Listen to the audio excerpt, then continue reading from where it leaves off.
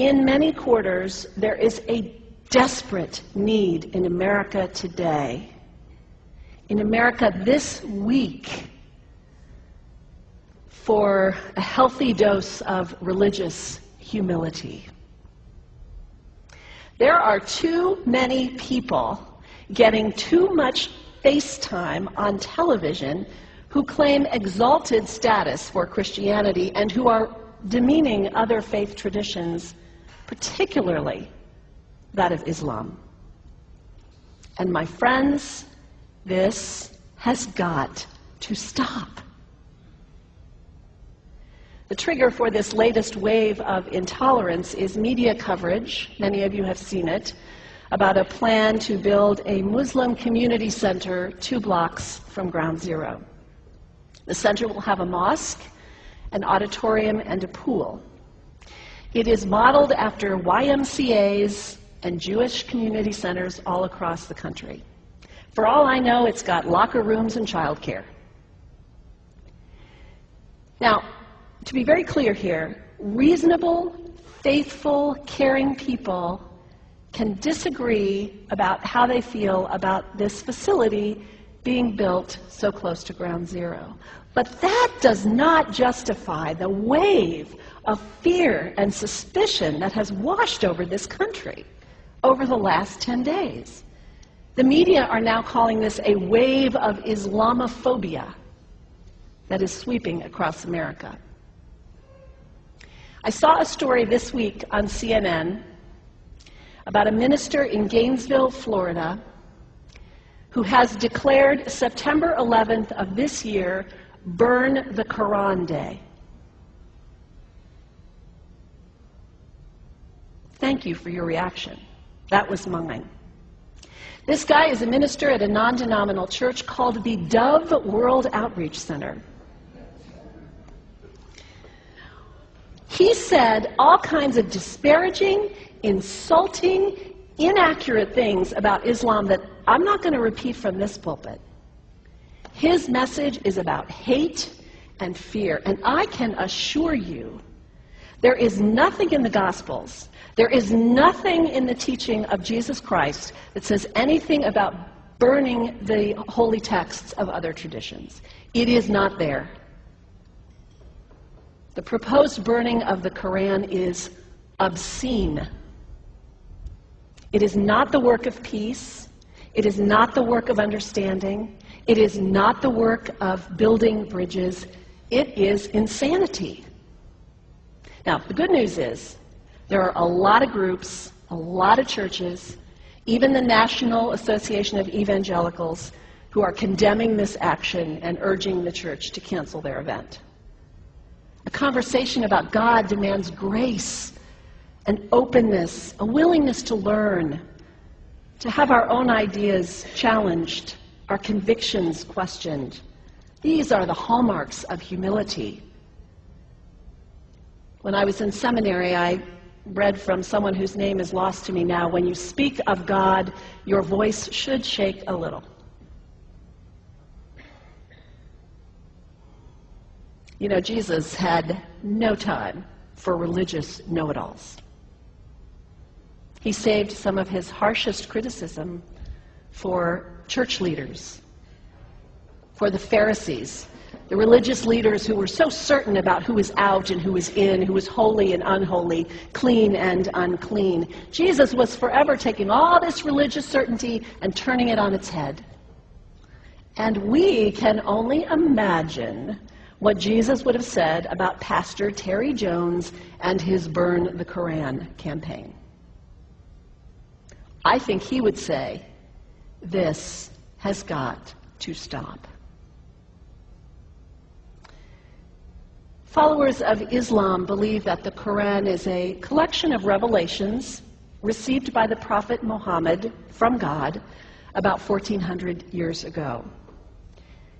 They believe that Muhammad was the last of a series of prophets and teachers and messengers that included Adam, Moses, Jesus, Abraham, all names revered by us as well. The word Islam means peaceful surrender to the will of God. The Quran was written at a time when the Muslim people were being driven from their homes, persecuted, and killed. The Old Testament was written at a time when Jewish people were being driven from their homes, persecuted, and killed. And religious scholars will tell you that most Holy Scriptures have stories of war and violence in them.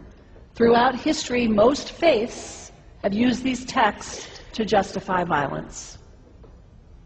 And if there's anyone in this room at this moment who's thinking that I've got it wrong, after church today, pull out your Bible and look up Psalm 137. And you'll see that our own text has passages that can make us uncomfortable. But also, like the Bible, the predominant message of the Quran is of peace and care and loving God, justice, care for the neighbor, care for the stranger. In the Bible, we have thou shalt not kill. In the Quran, we have whoever kills another, surely he is killing all of humanity. And whoever saves the life of another, surely he saves the lives of all humanity. These are words of peace, words of faith, words that could save the world if we would take them to heart. The second thing you can do, the next time someone sends you one of those emails demonizing Islam, delete it. Don't forward it.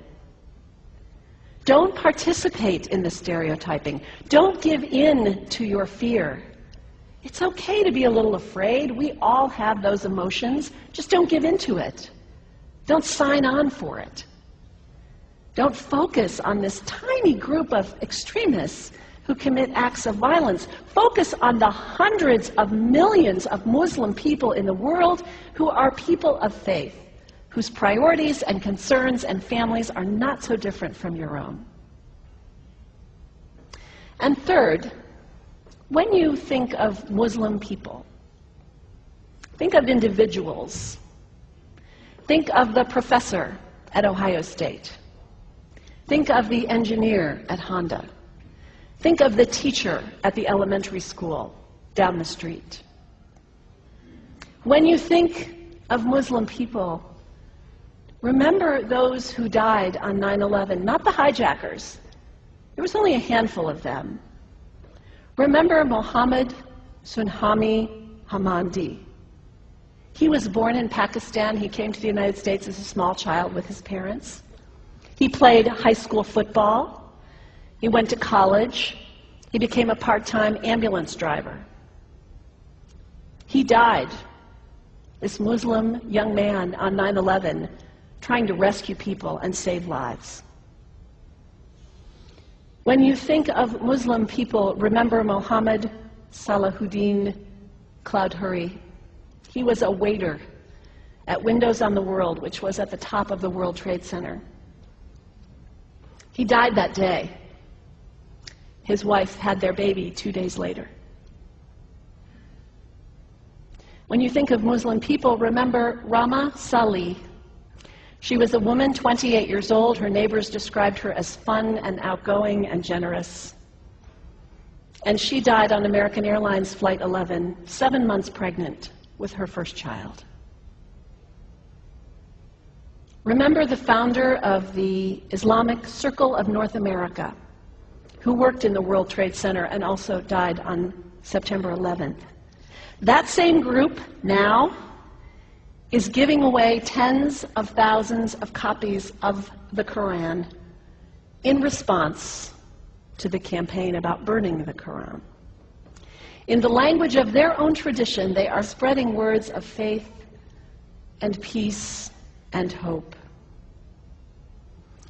One of the ladies at the 8:30 service this morning said to me after, maybe we should declare September 11th, buy a Quran and read some of it.